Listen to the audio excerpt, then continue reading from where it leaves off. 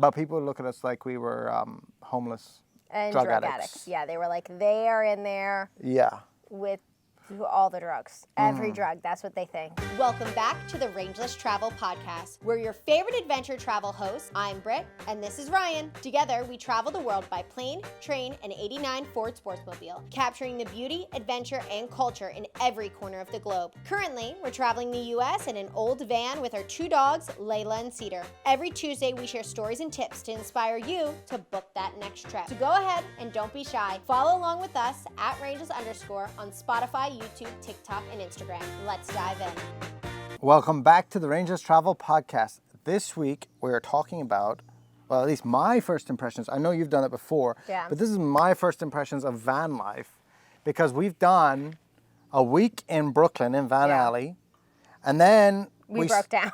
Then we broke down. Well, we broke down on the way to Van Alley, and then Then we broke down we more. sat there for a week, and then we broke down even more and more and more. We progressively broke down more until we finally fixed the issue, and now we're after spending a week in Alabama, and we're out in the country in a campsite in Alabama. A free campsite. A free campsite. One thing that stuck out to me big time with van life is the social stigma in different areas as you travel through the U.S.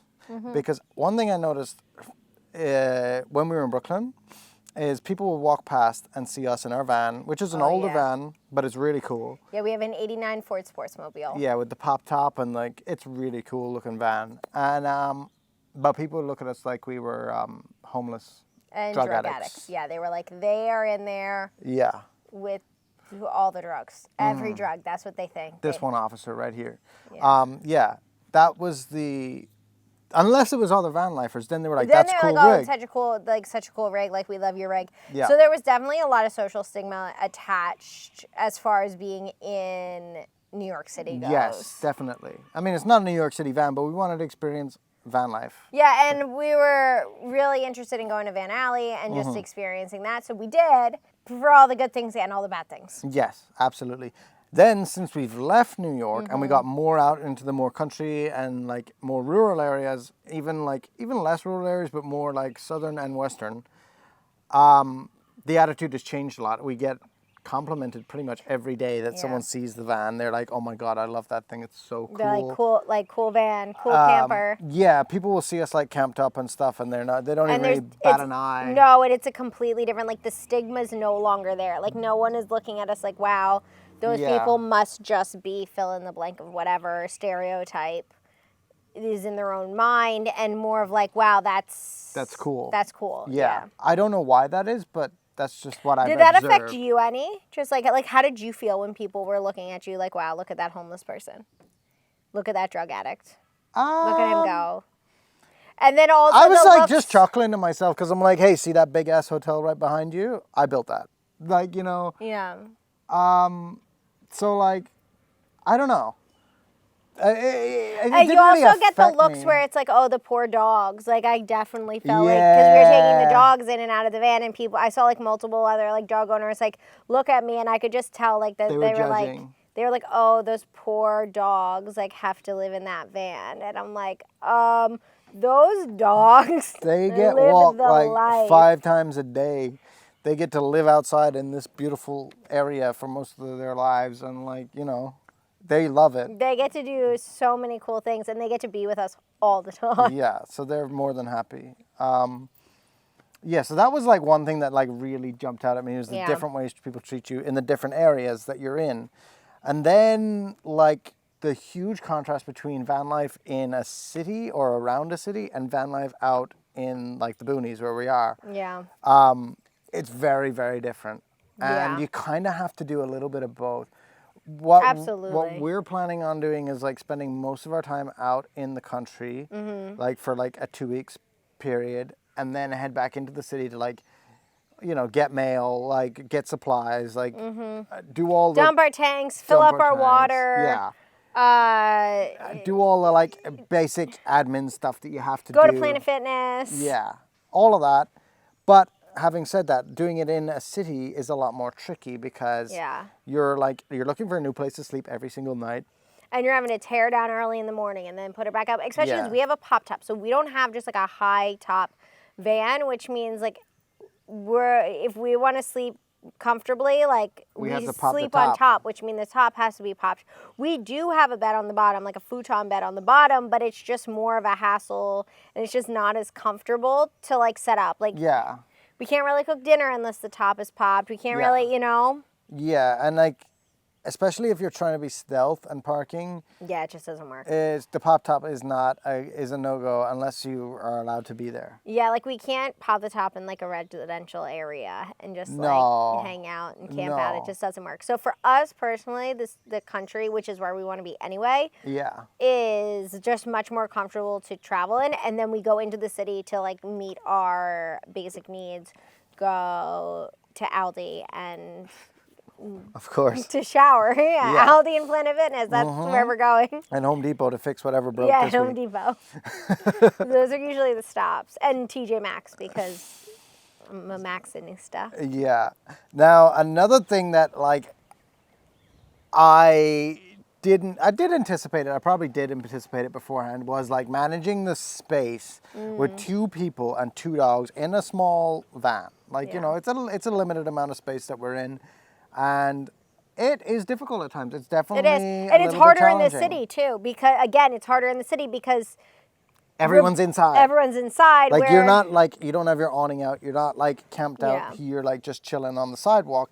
You can't do that. Yeah. You have to be in the van. So that means everyone has to be in the van. That means if we have time, if we're popping the top, if we're getting set up for dinner, if we're setting up for nighttime, if we're cleaning up, it means if we're that getting someone. changed. The method that we found is one of us is going to take the dogs for a walk while Yeah. the other one gets the van ready. Yep. And then when that person gets back, the person who is getting ready or doing whatever, they're just going to sit down. Yeah, just sit down Just and stay sit out of the down way and stay let out of the them do way. it. Yep. Yeah. Give them the 5 minutes that they need to get their stuff together so that, yeah. So it definitely It requires has a challenge, little, and yeah. it's a little bit of like a dance. It's a little bit of a dance. It's also a little bit of patience because there's no doing anything quickly. Like No. nothing is just like, hold on, this will take me 2 seconds. Like everything is going to take time to do. So I think it's a good lesson on just like slowing down and Yeah. being patient, And which taking I definitely a need. second, taking Yeah. a beat, like just, it doesn't need to be right now. And we're both coming from having lived in the tri-state area. Which everything is like yesterday. Yes. It should have been done yesterday. Yesterday, 20 minutes ago, yesterday. it should have been finished. Yeah, that was definitely, I mean, it was an anticipation that I had before. One thing I did not anticipate was how hard it is to work on the road. Oh, I did not anticipate that. I remember because we've been working at my mother's house Yeah. for the past few months as we waited for pieces and parts of the van to come in and to get fixed, and it was And, Christmas like, and like everything else, Wait right? out the ice and the snow and all that. Yeah. Yeah, and kind of wait for the weather to warm back up, and then I remember I'll be like, right, like we want to try to get ahead. We want to get like all as much done as we can. We want to try to get all these things done, so then like it'll be easier on us. And he's like, well, I'll have so much time when I'm in the van. I have so much time. And I've done like van life before, but I just wasn't in a van. I had a schoolie and then I had a mini Winnie. And I've lived on the road before. Going back, to 2014 was the first time I ever took off on the road. And I was like, you will not have, like, I don't know where you think this abundance of time is going to come from. It's going to be the same. Everything ends up being the same. Like, it all balances out as far as time and Yeah. everything and expenses and everything goes. So I'm like, where are you getting all this extra time? Why do you think? He's like, no, I'm going to have so much time, Brett. There's so much time to do that once we're on the road. And I'm sitting there like, okay. And I just stopped and I was like, he'll learn. I did learn very I just have to quickly. let him, I just need to step back and let him learn himself, which is sometimes hard to do. I did learn that. Yeah. Especially like around cities or when you're moving. Yeah. It's because I do all the driving, so like it's not like I can sit there while Britt's driving and just like And I can't work while he's she driving. can't do any work while we're driving because she gets nauseous. So we should switch. But I don't think that's gonna happen. I used to drive the van all over the place. Then when I was driving her, I got engine problems and she kept dying, and now I'm a little nervous of driving the van. And I was also having brake problems when I was driving her, and like she was not stopping. So I'm still we're still reequating. Okay. Yeah, so like obviously here it's a different story. It's a lot easier to just crank out a bunch of work because we're at a campsite. We're at a like spot that we don't have to set up and like pop the top and drive to a new spot. Yeah, we can just stay. Yeah, we could just stay here, which means when we're set up, we're kind of set up. We just have to like make the bed. Yeah. You know, every night. That's pretty much it. Everything else is ready to go, which is great, and it allows us to do a lot of work, which is why we want to spend more time in the country than we do in the cities. And it's just more enjoyable being in nature because you don't live in a van, so you live in the van. You live in a van, so you sleep in the van, and then you live outside. And for some people, they want to live outside in the city. But for us, I know for myself, I want to live outside in nature. Yes. So that's... We're both kind of like that. I like a little bit of city, and then I mostly I enjoy going into the cities for sure. Yes. But then I really enjoy leaving. Yes. It's very nice to like... But I'm sure after spending a couple weeks in where we are now out in nature, we'll be ready to move on. We'll be ready, and we'll be ready to be in a city. Yeah. You know, for a little while to like get to restock and to get all the things we need and to you know do all those the creature comforts, and then we'll be like, all right, let's go. Time to go again. Yeah. But it's a balance. That's what it is. But it's interesting to know the difference between them. That's all. Yeah. What else? What's next? This is more your forte.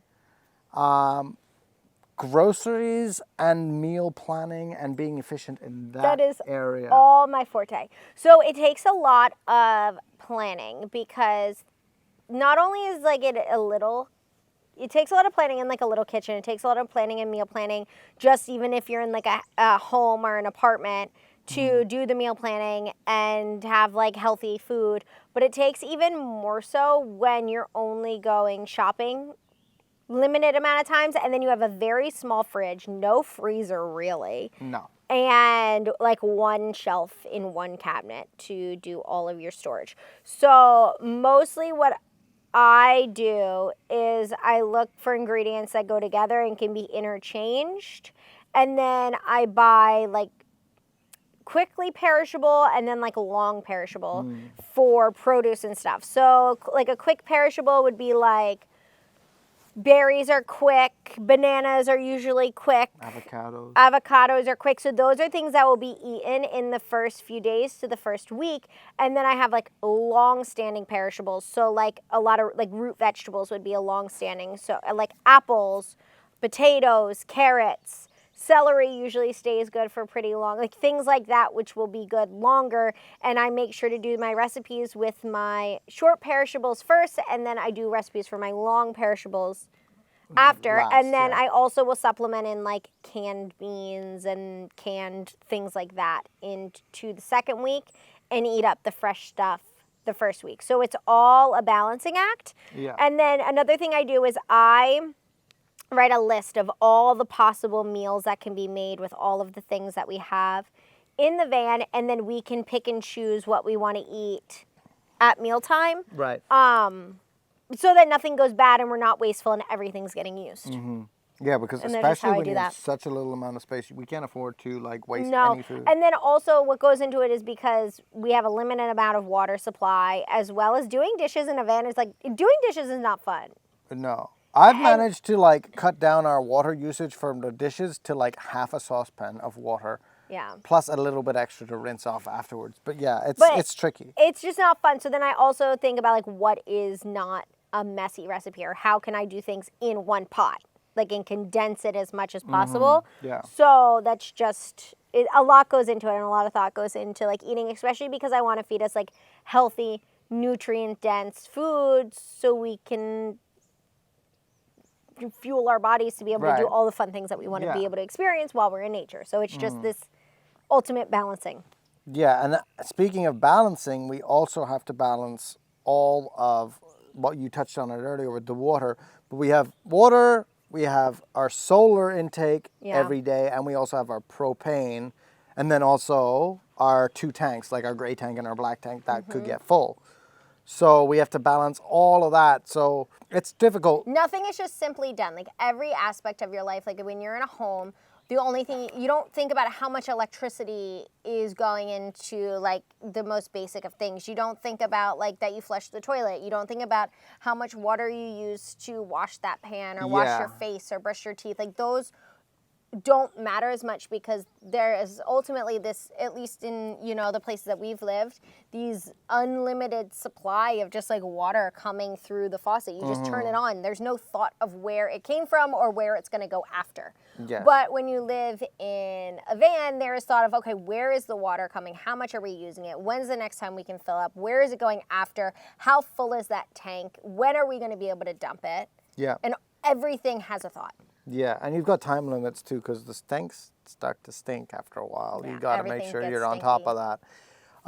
And then like things like the fridge. We have a 3-way fridge, so it can run off the battery, it can run off of mains, and it can run off of propane. And that's another tank that we think of as the propane tank. Yeah, the propane tank. And depending on the weather, so like right now it's cloudy, we're not going to get a huge amount of solar today. I know that I have to leave the fridge on the propane, because if I leave that fridge on the electric, it's going to eat through all our electric in like a day. So Yeah. we don't want that. So it's all a balancing act, and those are things we always have to be mindful of and stay on top of. Yeah. Yeah.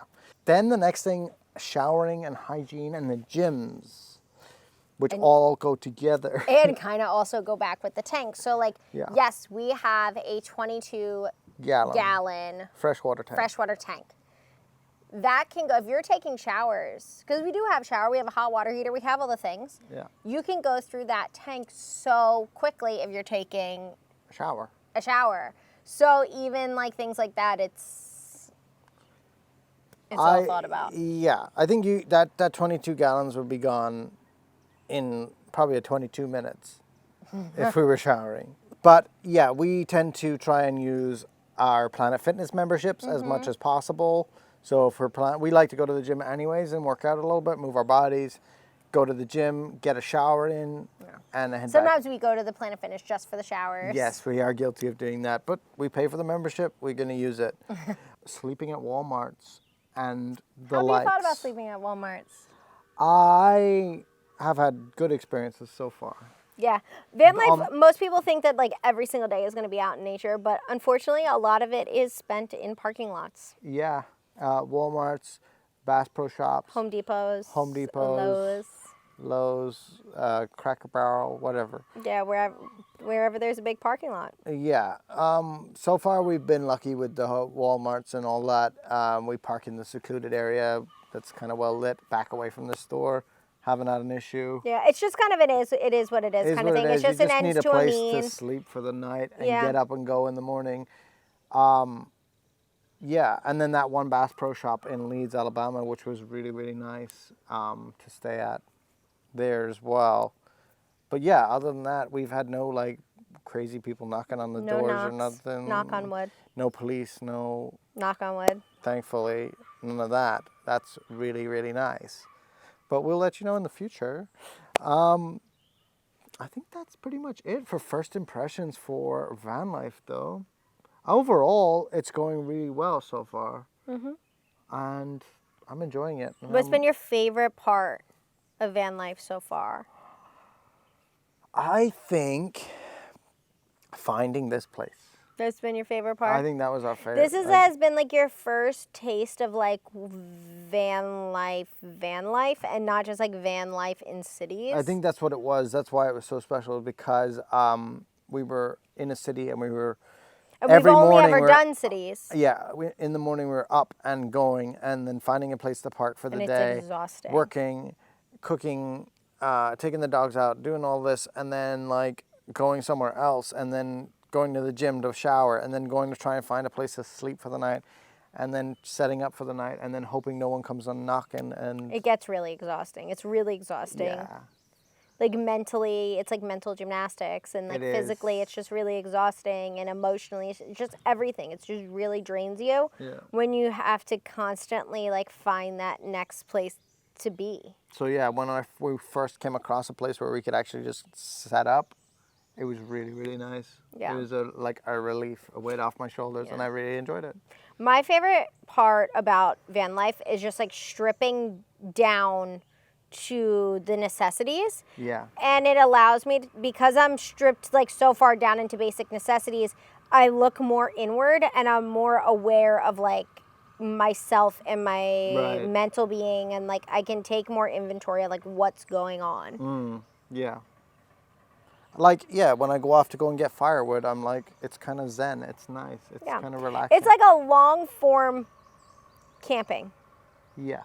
That's what it is. That's what it is. It's long form camping. If you don't like camping, then you would just not like van life. No, at all. It's just perpetual camping. That is it for this week. If you want more from us, we are at Rangeless_ on Spotify, anywhere else you get your podcasts, YouTube, Instagram, and TikTok.